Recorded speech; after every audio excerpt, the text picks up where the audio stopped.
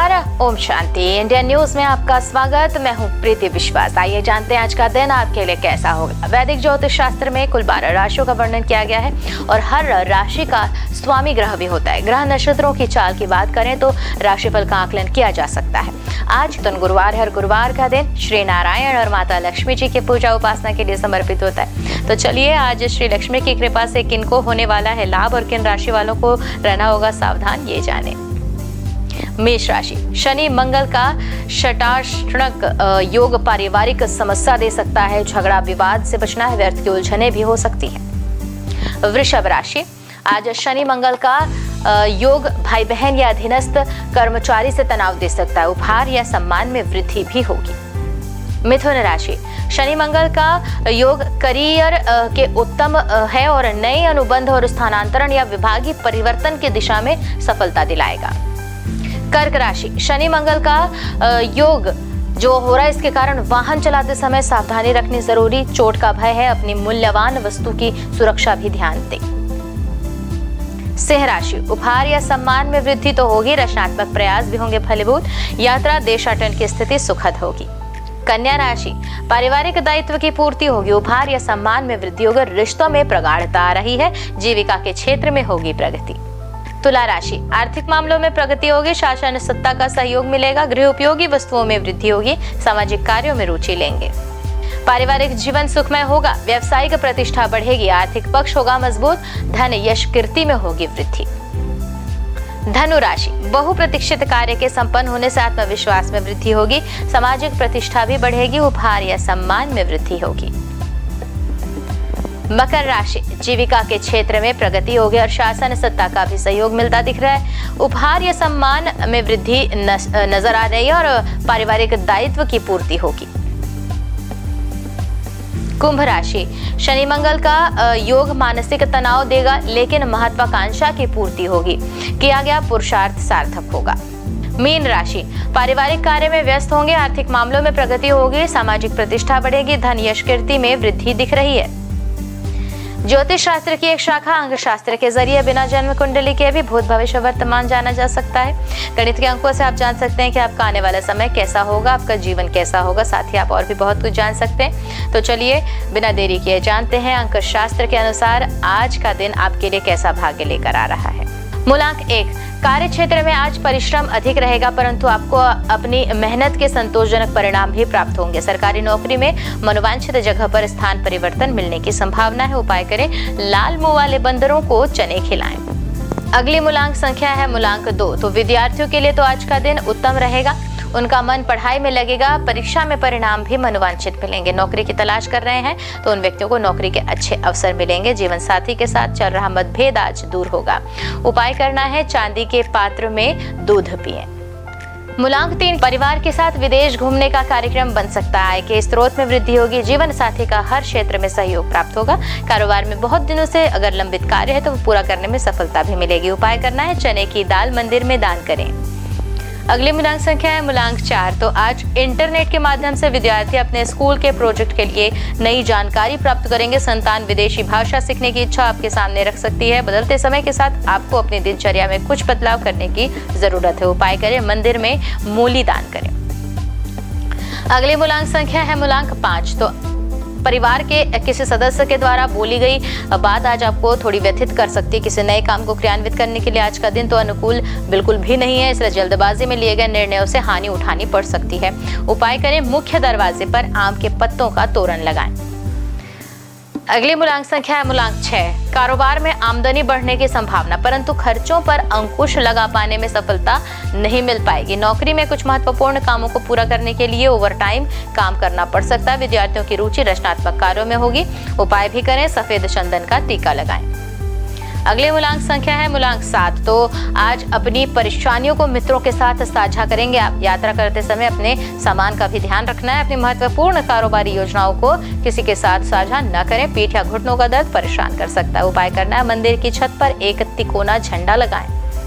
मूलांक 8 के जातक आज प्रॉपर्टी से जुड़े कामों में लाभ दिख रहा है। कारोबार के लिए कुछ नए उपकरण खरीदने में भी पैसा व्यय होगा। काम में व्यस्तता के बावजूद परिवार के साथ उचित समय व्यतीत कर पाएंगे। कारोबार में प्रतिस्पर्धा का भी सामना करना पड़ेगा। उपाय करें, उड़द की दाल जल में प्रवाहित करें। मूलांक 9 के जातक, आज का जो दिन है वो आपके अनुकूल ही है। आज खुद को ऊर्जा और जोश से भरा तो महसूस कर रहे हैं आप। कार्यक्षेत्र में आपको अपने नेतृत्व करने के गुणों को भी दिखाने का मौका मिलेगा। आर्थिक स्थिति मजबूत होगी। उपाय करें, नीम के वृक्ष की सेवा करें।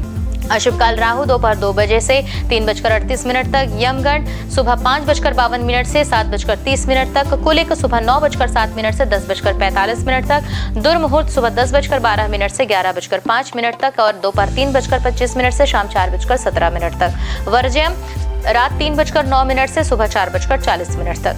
शुभ काल अभिजीत मुहूर्त सुबह 11:57 से दोपहर 12:49 तक, अमृत काल सुबह 9:40 से 11:10 तक, ब्रह्म मुहूर्त सुबह 4:15 से 5:03 तक।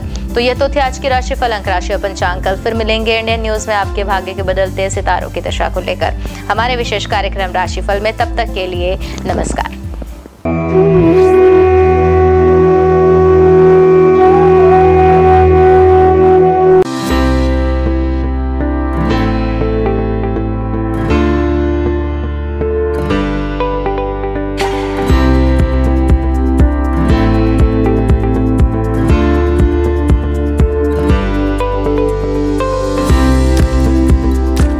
गुरु ब्रह्मा गुरु विष्णु गुरुदेवो महेश्वरा, गुरु साक्षात परम ब्रह्मा तस्मै श्री गुरुवे नमः। गुरुवार का दिन देवताओं के गुरु श्री हरि विष्णु को अर्पित है। भगवान विष्णु बुद्धि और शिक्षा का कारक माने जाते हैं। गुरुवार का दिन हरि विष्णु की पूजा करने से धन, विद्या, मान सम्मान, प्रतिष्ठा और कई अन्य महत्वाकांक्षी फल की प्राप्ति होती है। गुरुवार का व्रत बड़ा ही फलदायी माना जाता है। इस दिन भगवान विष्णु की पूजा अर्चना और व्रत रखने से भगवान प्रसन्न होते हैं और भक्तों पर कृपा बरसाते हैं। गुरुवार के दिन व्रत रखने और कथा सुनने से घर परिवार में सुख समृद्धि बनी रहती है। गुरुवार के दिन सुबह जल्दी उठकर स्नान करें। इसके बाद पूजा घर या केले के पेड़ के नीचे भगवान श्री हरि विष्णु की प्रतिमा या फोटो रखकर उन्हें प्रणाम करें। कोई नया छोटा सा पीला वस्त्र भगवान को अर्पित करें। भगवान विष्णु का तिलक गुरुवार के दिन केसर से करें। बृहस्पति देव को पीला रंग अत्यंत प्रिय है। गुरुवार के दिन पीला चावल, पीली मिठाई या भोग लगाना शुभ होता है। हाथ में चावल और पवित्र जल लेकर व्रत का संकल्प लें। एक लोटे में पानी और हल्दी डालकर पूजा के स्थान पर रखें। भगवान को गुड़ और धूली चने की दाल का भोग लगाएं। भगवान को प्रणाम करें और हल्दी वाले पानी को केला या किसी अन्य पेड़ की जड़ों पर डाल दें। अगर आप पहली बार गुरुवार का व्रत रखने जा रहे हैं तो आप उस गुरुवार का चयन करें जिस दिन पुष्य नक्षत्र हो। अगर ये संभव न हो पाए तो किसी भी मास के शुक्ल पक्ष के पहले गुरुवार इस व्रत की शुरुआत कर सकते हैं। आपको बता दें कि अगर आप व्रत प्रारंभ करने जा रहे हैं तो इस दौरान पौष माह न हो। गुरुवार को पीले वस्त्र पहनना शुभ होता है। आइए जानते हैं श्री हरि विष्णु की प्रसिद्ध मंदिरों के बारे में। बद्रीनाथ धाम उत्तराखंड में हिंदू धर्म के 4 धामों में से एक बद्रीनाथ मंदिर है जो भगवान विष्णु का सबसे प्राचीन मंदिर है। बद्रीनाथ मंदिर उत्तराखंड के चमोली में स्थित है। माना जाता है कि बद्रीनाथ मंदिर का निर्माण 7वीं-9वीं सदी में हुआ था। यहाँ भगवान विष्णु की 1 मीटर लंबी शालिग्राम की मूर्ति स्थापित है। मान्यता है कि यह प्रतिमा स्वयं प्रकट हुई। जगन्नाथ मंदिर जो है ओडिशा में, ओडिशा के पुरी जिले में जगन्नाथ मंदिर है। यह मंदिर भगवान विष्णु के अवतार श्री कृष्ण को समर्पित है। जगन्नाथ मंदिर पूरे हिंदुओं के 4 धामों में से एक है। मंदिर के ऊपर लहराने वाला झंडा उल्टी दिशा में लहराता है। मान्यता है कि इस मंदिर के ऊपर से कोई पक्षी तक नहीं उड़ता। हर साल भव्य जगन्नाथ रथ निकाली जाती है जिसमें श्री कृष्ण अपने बड़े भाई बलराम और बहन सुभद्रा के साथ होते हैं। इस रथ यात्रा में दुनिया भर से लाखों श्रद्धालु शामिल होते हैं। द्वारकाधीश मंदिर गुजरात, भगवान विष्णु के सबसे बड़े मंदिरों में गुजरात का द्वारकाधीश मंदिर है। यह विष्णु मंदिर जी के अवतार श्री कृष्ण को समर्पित है। मथुरा छोड़कर कृष्ण द्वारका पहुँचे और अपना साम्राज्य स्थापित किया। यहाँ उन्हें द्वारकाधीश के नाम से पुकारा जाने लगा। यह हिंदू धर्म के सबसे प्राचीन और भव्य मंदिरों में शामिल है जिसका इतिहास 2000 साल से भी अधिक पुराना है। रंगनाथ स्वामी मंदिर जो है तमिलनाडु में। दक्षिण भारत के तमिलनाडु में श्री हरि का भव्य मंदिर है। तमिलनाडु के तिरुचिरापल्ली शहर के श्रीरंगम में स्थित रंगनाथ स्वामी मंदिर भगवान विष्णु को समर्पित है। इस मंदिर में श्री हरि विष्णु शेषनाग शैया पर विराजे हुए हैं। इस मंदिर का परिसर भारत के सबसे बड़े मंदिरों में शामिल है। वेंकटेश्वर यह भगवान विष्णु के सबसे पुराने और प्रसिद्ध मंदिरों में से एक है। वेंकटेश्वर मंदिर तिरुपति के पास तिरुमाला पहाड़ी पर है। हर साल अनगिनत लोग यहाँ आकर भगवान वेंकटेश का आशीर्वाद और दर्शन पाते हैं। विट्ठल रुक्मिणी यह वैष्णव मंदिर महाराष्ट्र के पंढरपुर में है। विट्ठल रुक्मिणी भगवान विष्णु के विठोबा को समर्पित है। यहाँ श्री हरि और उनकी पत्नी रुक्मिणी विराजमान है। सिंहाचलम मंदिर यह मंदिर विशाखापट्टनम के पास है। सिंहाचलम में भगवान विष्णु के नरसिंह अवतार की पूजा की जाती है। कनक भवन अयोध्या के राम मंदिर को कनक भवन के नाम से भी जाना जाता है। यहाँ श्री हरि के राम अवतार को पूजा जाता है। इस मंदिर में रामनवमी का उत्सव बड़े हर्ष के साथ मनाया जाता है। माना जाता है कि कनक भवन में श्री राम ने कौशल्या के गर्भ से जन्म लिया था। द्वापर युग में जब भगवान विष्णु श्री कृष्ण के रूप में अवतरित हुए थे तो उन्होंने अपने उपदेशों और लीलाओं से संपूर्ण मानव जाति को उचित और अनुचित का बोध कराया था।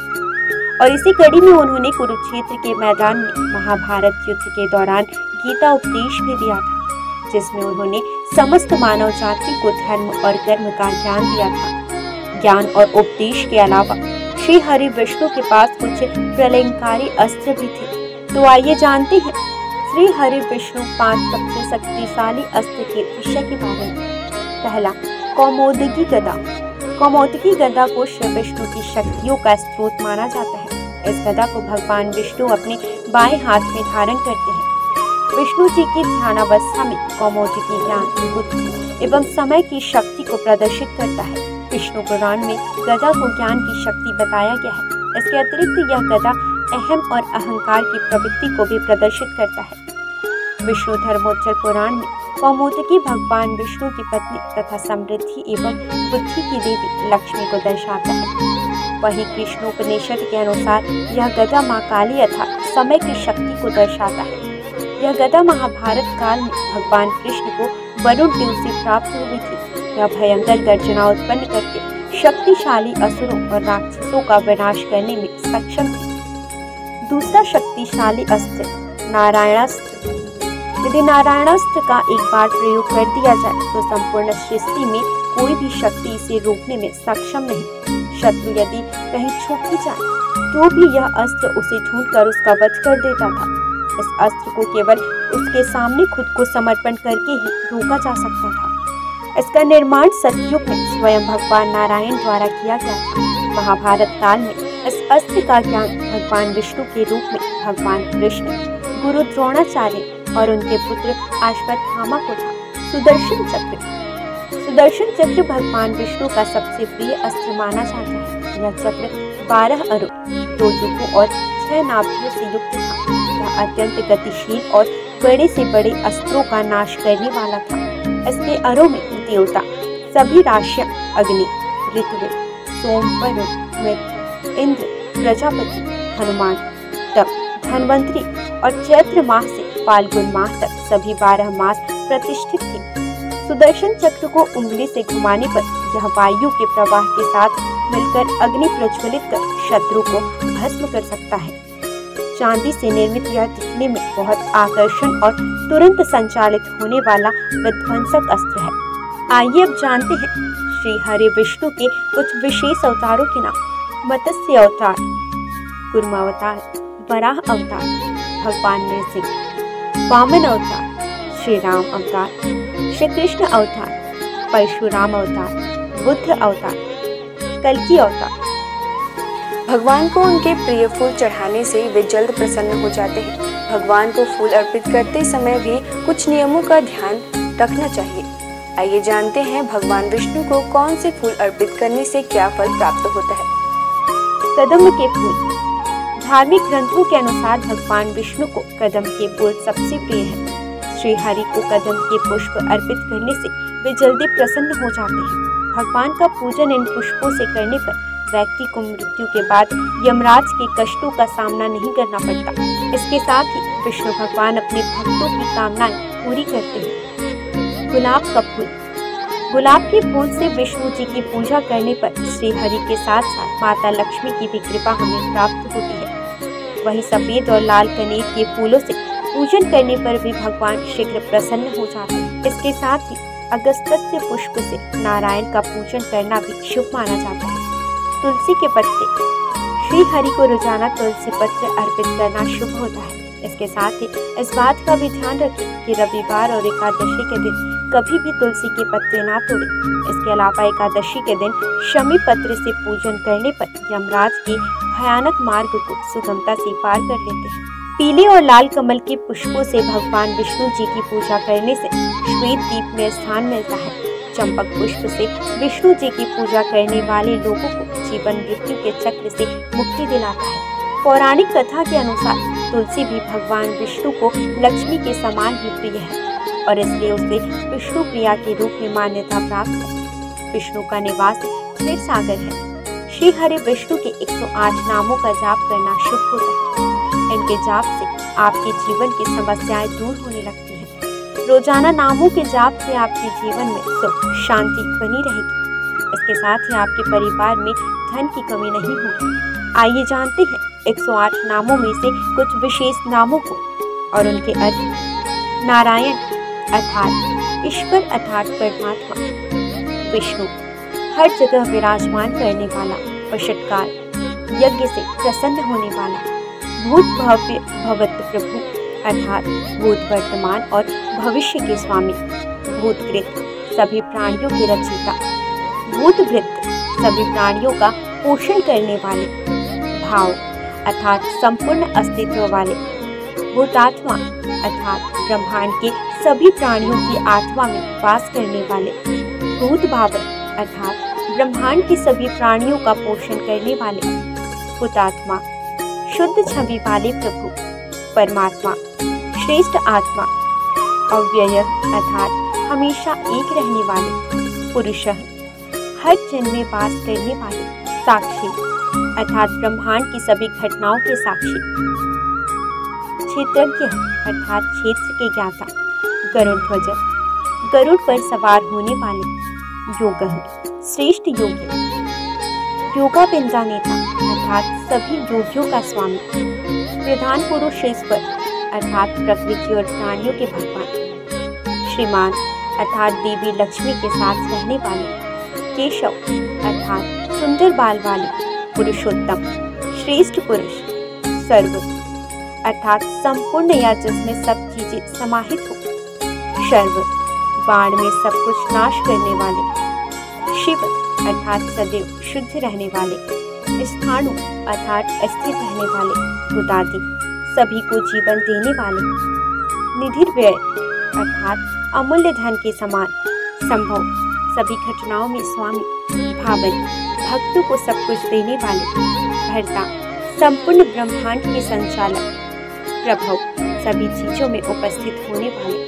प्रभु सर्वशक्तिमान प्रभु ईश्वर पूरे ब्रह्मांड पर अधिपति। स्वयंभू स्वयं प्रकट होने वाले। शंभु खुशियां देने वाले। जगन्नाथ अर्थात जग के नाथ। पुष्कराज अर्थात कमल जैसे नयन वाले।